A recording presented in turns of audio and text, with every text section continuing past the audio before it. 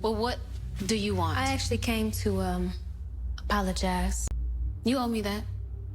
No, I don't. But I'm gonna give it anyway. I'm just sorry. Good. You know I love you, right?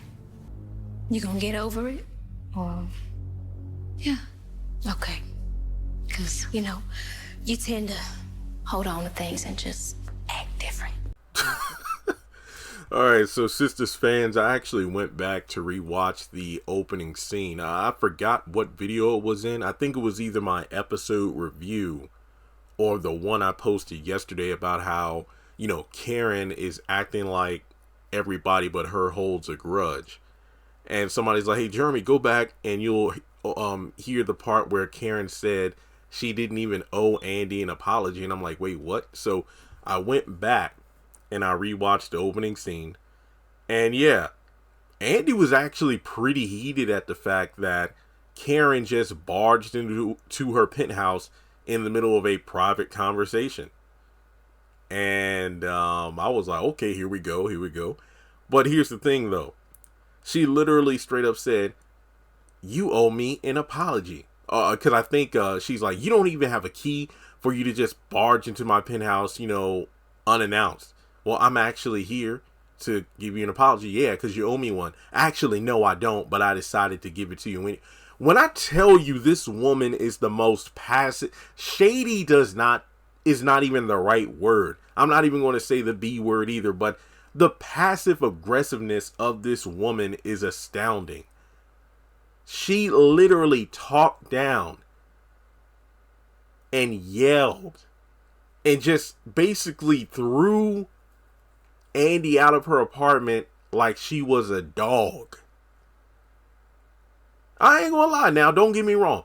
I do understand that in some ways I could see Karen's point of view where it's like you knew vital information that probably could have stopped the situation at the restaurant from happening, but you opted not to tell me, which, number one, I'm still pissed that Andi out of nowhere decided to go, actually, I heard something about a picture and you and Zach, and that's why you was mad. Nobody asked you to say that. Number two, I kind of put some of the blame on Karen. Now, don't get me wrong. Why should you let somebody ruin your night? But if you get... Okay, I know this is a very different scenario. But here's the thing.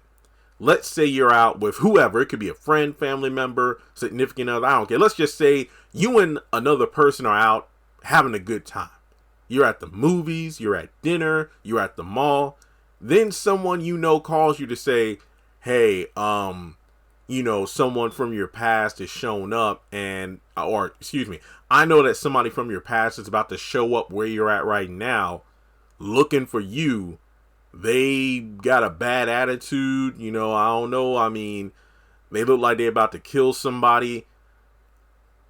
Would you choose to just ignore that warning and go about your night? Like, why should someone else ruin your night or your evening or your whatever event you're at with somebody you know? But if you get a forewarning about how, okay, I think some shit's about to go down, wouldn't you act on that? Like, okay, you know what? Hey, I think we need to relocate because I got some bad news about a situation, so let's go. Karen opted, no, I'm just going to stay here and order this fish, knowing that the other shoe was about to drop. So, regardless, I don't care about Andi knowing or not knowing something. My thing is, Karen just acts like she could talk to her friend any way she wants to. And then decide when she wants to apologize. Like, if you go back, notice how Karen sounded so sorry and sincere when she was talking to Aaron after Andi had already, got kicked out. But then when she goes to apologize to Andi, she had this funky ass attitude. Now you could argue, well, Jeremy, that could be because Fatima was there. And you know how it is. Like anytime Fatima is mentioned or even around, Karen's demeanor just, shifts. Like the way she read her letter to Zach, it probably would have went a bit differently in terms of how it was read to Zach if Fatima wasn't there. But regardless, what was said was said. So when you go back to the actual scene, you have Andi going, yeah, you owe me an apology. Actually, no, I don't, but I decided to give it to you anyway. And then to cap it all off, after she does apologize, she's like, so are you going to get over it? Because you know how you are. You hold on to things, start acting funny. Again, the passive aggressiveness. But here's the worst part when she caps it off. You know I love you, right? That's like an abusive lover, beating up their partner. And then when, their partner is crying, trying to pick themselves up, they're like, I did that because I love you. Huh? I love you. Again, it's not physical abuse, but emotional abuse can be truly, truly jacked up. It really can. And that Karen is not a friend. Like when Andi is, being stern and putting her foot down to both Fatima and Karen that, you know what? I'm sick of playing the in-between. I will not choose over you two. I can be friends with the both of you.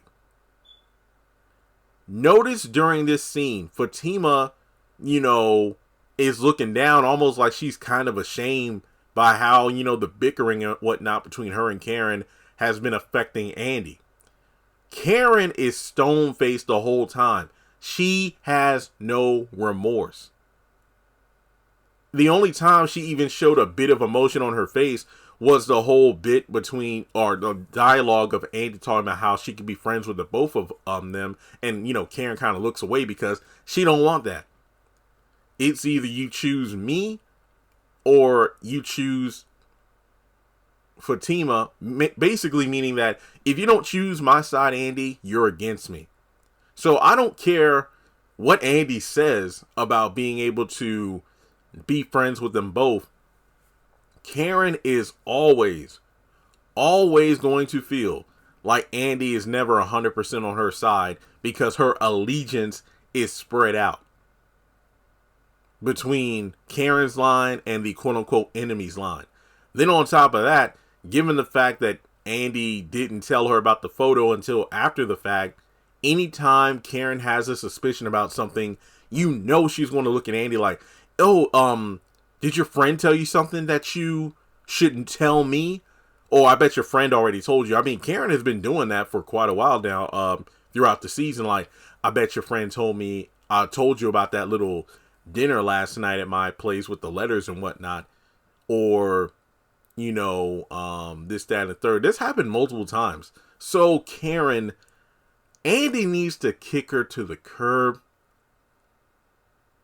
I don't know how else to say it. I mean, let's be honest here. At the end of season 2, when Gary was temporarily living at Andi's apartment until his new house was ready, he asked, hey, we're engaged now and whatnot. Could you not tell your friends every detail about what's going on between us?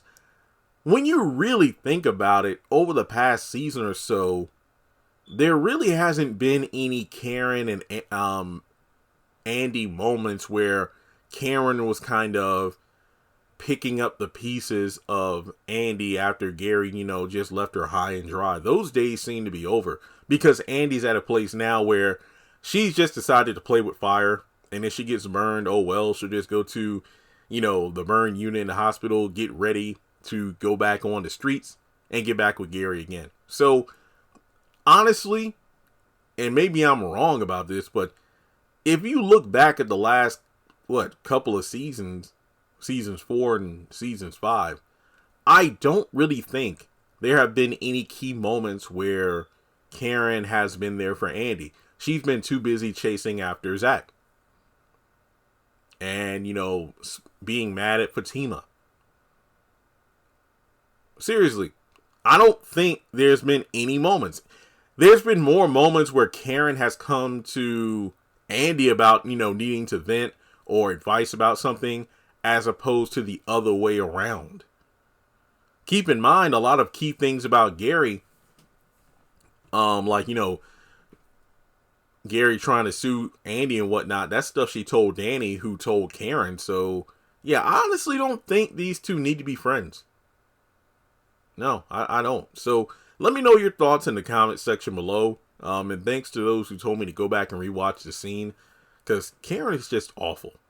She really is. So, with that being said, like and subscribe, follow me on social media, and I'll catch you in the next one.